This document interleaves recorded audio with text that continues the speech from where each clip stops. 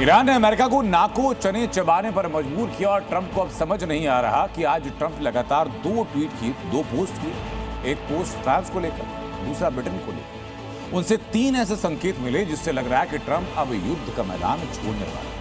Trump ने ऐलान किया कि उन्होंने फ्रांस के एक सैन्य विमान को अमेरिकी एयरस्पेस में आने की परमिशन नहीं दी। मतलब यह कि संभावित ग्राउंड ऑपरेशन में फ्रांस का साथ नहीं मिला। ट्रंप ने ब्रिटेन के विरोध में ट्वीट किया, ब्रिटेन से कहा कि जाओ हॉर्मुज के रास्ते खुद तेल लाओ। मतलब ब्रिटेन ने अमेरिका का साथ ईरान युद्ध में नहीं दिया। ट्रंप ने लिखा कि अब वो हॉर्मुज में कोई मदद नहीं करने वाला। मतलब ये कि अब अमेरिका स्ट्रेट ऑफ हॉर्मुज से ईरान का कब्जा खाली करवाने के लिए इंटरेस्टेड नहीं।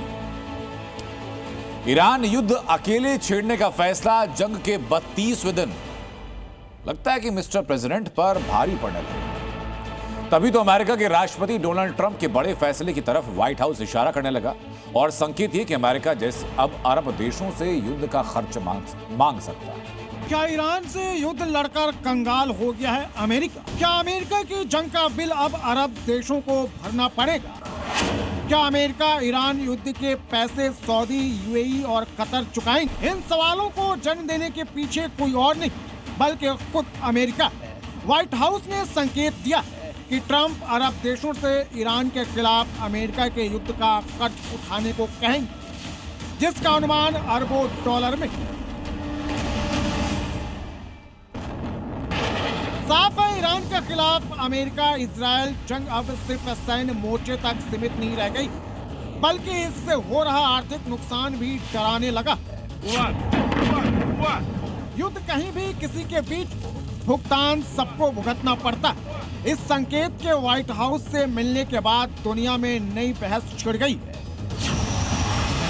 और अरब देशों की चिंता बढ़ गई, क्योंकि अब तक इस युद्ध पर अरबों डॉलर का खर्च हो चुका है। हर बीतते दिन के साथ जंग भीषण होती जा रही, यानी ज्यादा खर्च, ज्यादा नुकसान और ज्यादा विनाश। अब इस जंग के बोझ को अमेरिकी राष्ट्रपति डोनाल्ड ट्रंप अकेले उठाने के मूड में नहीं दिख रहे हैं।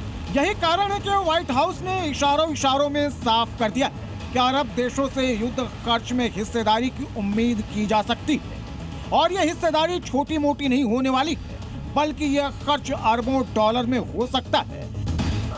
क्योंकि ईरान के खिलाफ युद्ध के पहले 6 दिनों में ट्रंप प्रशासन ने 11.3 अरब डॉलर से ज्यादा खर्च किए। 12 दिनों में यह खर्च बढ़कर 16.5 अरब डॉलर हो गया। एक अनुमान के मुताबिक युद्ध के पहले 3 हफ्तों में पेंटागन को इसकी लागत करीब 1.4 अरब से 2.9 अरब डॉलर के बीच पड़ी होगी। अब 32 दिन के बाद तो यह खर्च और भी ज्यादा हो चुका है।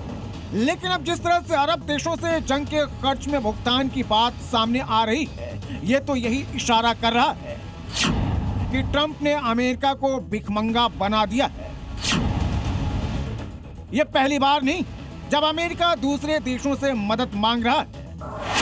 1990 के खाड़ी युद्ध के दौरान अमेरिका के सहयोगी देशों ने वाशिंगटन के हस्तक्षेप के लिए आर्थिक मदद दी। तब अमेरिका ने दर्जनों देशों के एक वैश्विक गठबंधन का नेतृत्व किया था ताकि इराक के कुवैत पर किए गए आक्रमण को रोका जा सके। अब यही फॉर्मूला ट्रंप ईरान युद्ध में भी लगा सकते हैं, क्योंकि इस जंग की लागत अब तक दसियों अरब डॉलर तक पहुंच चुकी है। हालांकि दोनों जंगों में फर्क बहुत बड़ा है। ईरान के खिलाफ छिड़े गए इस युद्ध में अमेरिका और इजरायल अपने दम पर जंग लड़ रहे हैं, जबकि खाड़ी युद्ध के दौरान अमेरिका ने कई देशों के साथ मिलकर युद्ध लड़ा था। ट्रंप के युद्ध मंत्री पीट हेग्सेथ विवादों में फंसते दिख रहे हैं।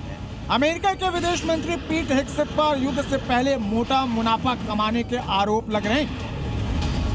आरोप है कि रक्षा मंत्री को ईरान युद्ध की जानकारी थी और इस जानकारी के आधार पर पीट हेग्सेथ ने निवेश के जरिए पैसा बनाने की कोशिश की। कुल मिलाकर ट्रंप या उनके युद्ध मंत्री ईरान युद्ध में दोनों बुरी तरह फंस गए। ब्यूरो रिपोर्ट, जी मीडिया।